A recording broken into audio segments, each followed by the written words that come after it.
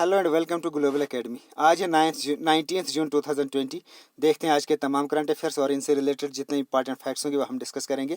अगर आपको इस वीडियो की पीडीएफ चाहिए होगी तो नीचे डिस्क्रिप्शन में मैंने लिंक दे दिया है, वहाँ से आप इसकी पीडीएफ डाउनलोड कर सकते हैं। तो लास्ट में आपसे एक क्वेश्चन पूछूंगा जिसका आपको आंसर करना होगा। So let's begin with the first question. India was ranked at which position among the world's top FDI recipients in 2019 as per United Nations?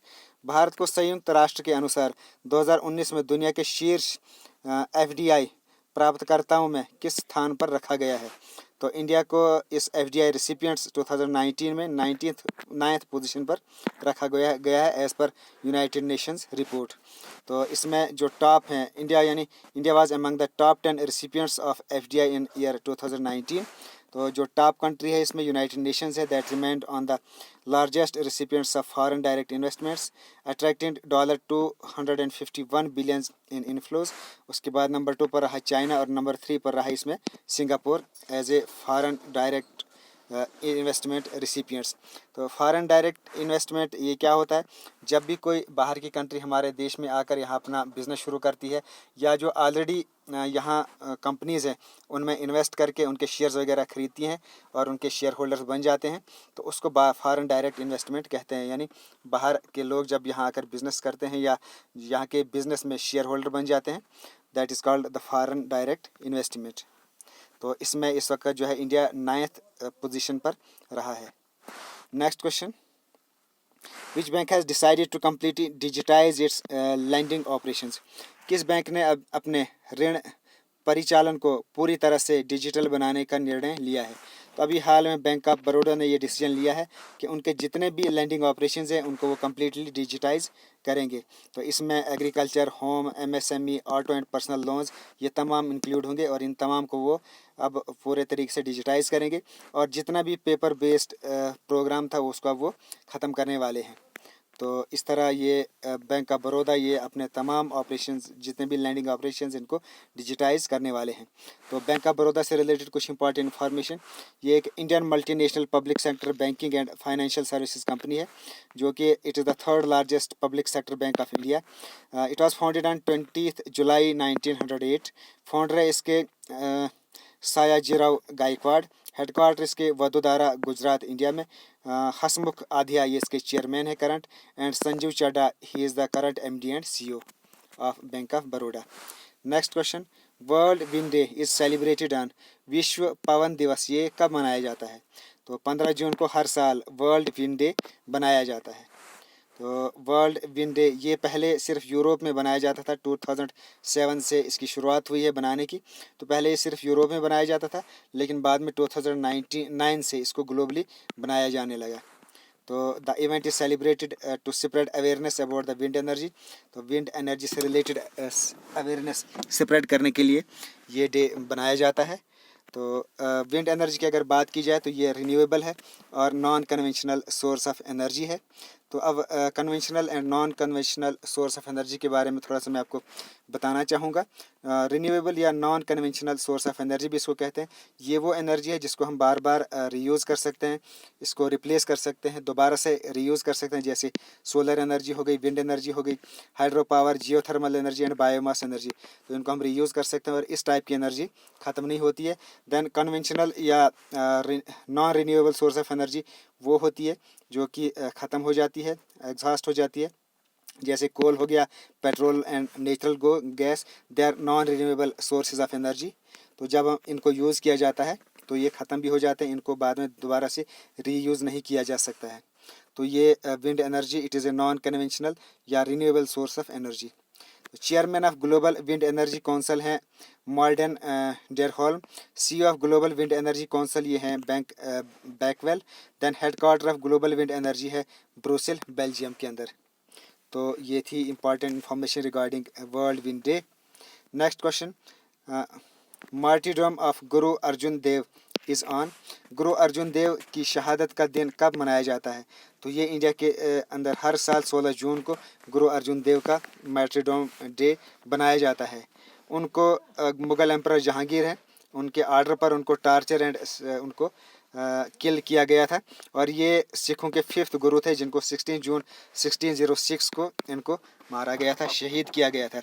Accordingly on 16 June every year Sikh जो है अब इस दिन को एज ए मार्टिरडम डे बनाते हैं।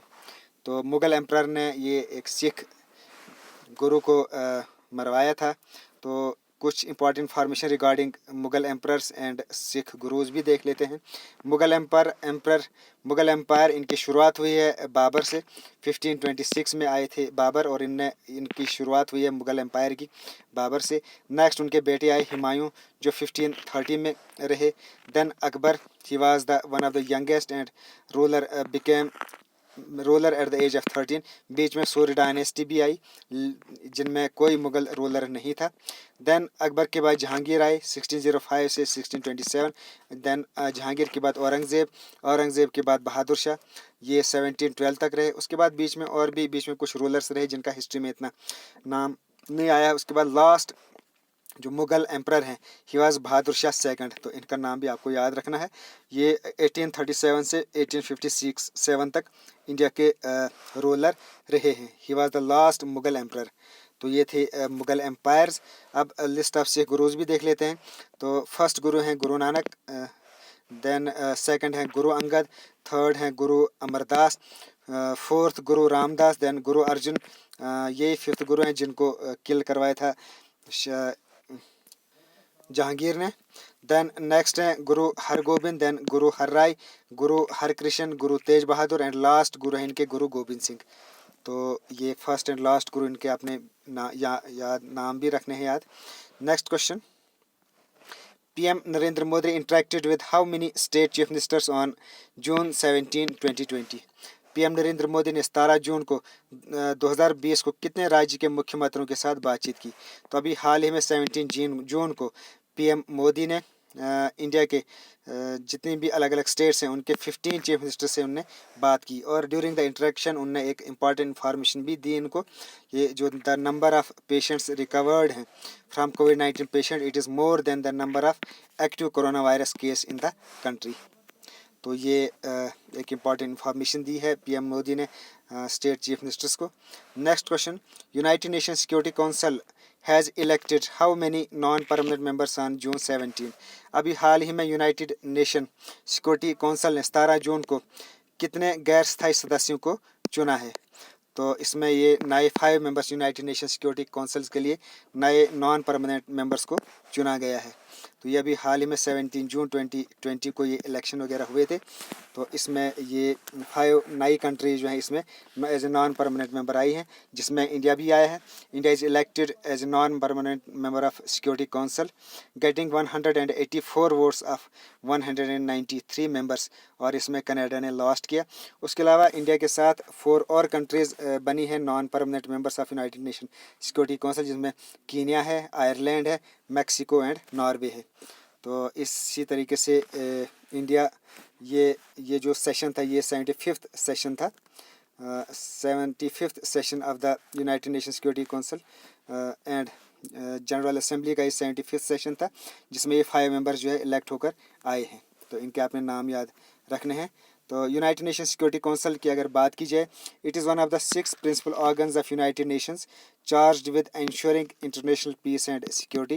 तो इनका काम है पूरे वर्ल्ड के अंदर इंटरनेशनल पीस एंड सिक्योरिटी को इंश्योर करना। तो फॉर्मेशन हुई थी इसकी 1945 में।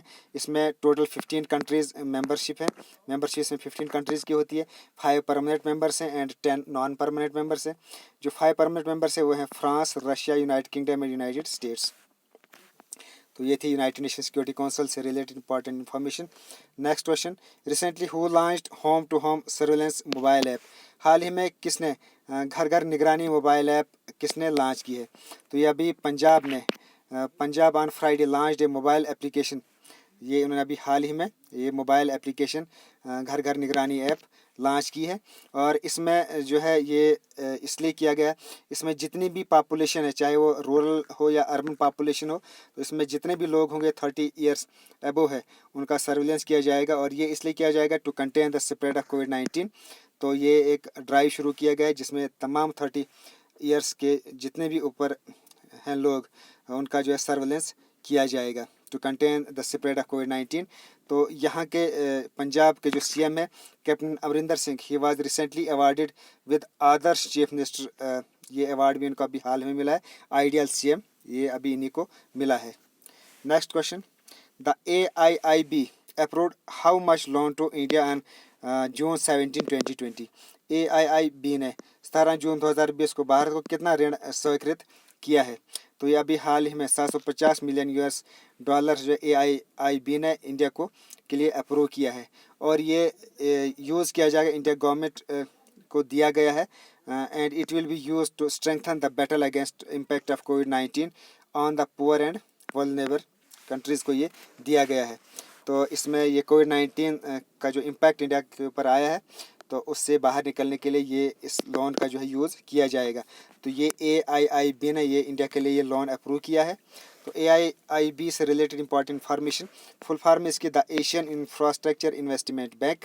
It is a multilateral development bank that aims to support the building of infrastructure in the Asia Pacific region. और इसमें इस वक्त करंट 78 मेंबर्स हैं। फॉर्मेशन हुई थी इसकी 16 जनवरी 2016। इसमें 25 दिसंबर 2015 entry into force articles of agreement. Then headquarter इसके बीजिंग चाइना में, और जिन लिंक्विन इसके करंट प्रेसिडेंट हैं। Next question, recently how many years has the tenure of attorney general K Venugopal been extended. अभी हाल ही में अटॉर्नी जनरल के वेणुगोपाल का कार्यकाल कितने साल के लिए बढ़ाया गया है? तो 1 ईयर्स के लिए अभी हाल ही में जो इंडिया के अटॉर्नी जनरल के वेणुगोपाल हैं, इनका टेन्योर जो है 1 ईयर के लिए एक्सटेंड किया गया है। तो के वेणुगोपाल इस वक्त इंडिया के अटॉर्नी जनरल है। इन्होंने ही जिस वक्त जो रफाल स्कैम उठा था गवर्नमेंट के ख़िलाफ़, तो उस वक्त जो इन्होंने गवर्नमेंट का पक्ष रखा था, गवर्नमेंट तरफ से इन्होंने पक्ष रखा था उसमें। देन आर्टिकल 370 में भी इन्होंने गवर्नमेंट का पक्ष रखा था, और CA में भी इन्होंने गवर्नमेंट का पक्ष रखा था। तो ये अटॉर्नी जनरल ऑफ इंडिया है के वेणुगोपाल। ये इनका जो कार्यकाल अभी 1 साल के लिए और बढ़ा दिया गया है। तो ये थे आज के तमाम करंट अफेयर्स। अब यस्टरडे का क्वेश्चन मैंने पूछा था, which college topped the list of best colleges of in India. तो मिरेंडा हाउस, ये बहुत सारे बच्चों ने आंसर किया है और उनका बिल्कुल करेक्ट आंसर है। Miranda House, it is a constituent college for women at the University of Delhi in India. It was established in 1948। It offers the degree of science and liberal arts. तो Miranda House of college ये top position पर आया है in the best colleges of India. अब question of the day, today's question, ये आपको इसका answer करना है कमेंट बॉक्स में। विच nation was ranked first on the world competitiveness index. हाल ही में विश्व प्रतिस्पर्धात्मकता सूचकांक में किस राष्ट्र को प्रथम स्थान दिया गया है? तो इसका आंसर आपको कमेंट में बॉक्स में करना है, बाद में कल में मैं इसका आंसर आपको दे दूंगा। तो ये थे आज के तमाम करंट अफेयर्स और इनसे रिलेटेड इंपॉर्टेंट फैक्ट्स। नए व्यूअर्स से रिक्वेस्ट है हमारे चैनल को सब्सक्राइब करें और डेली बेस पे इन वीडियोज़ को देखा करें। Okay, thanks and as always God bless you all.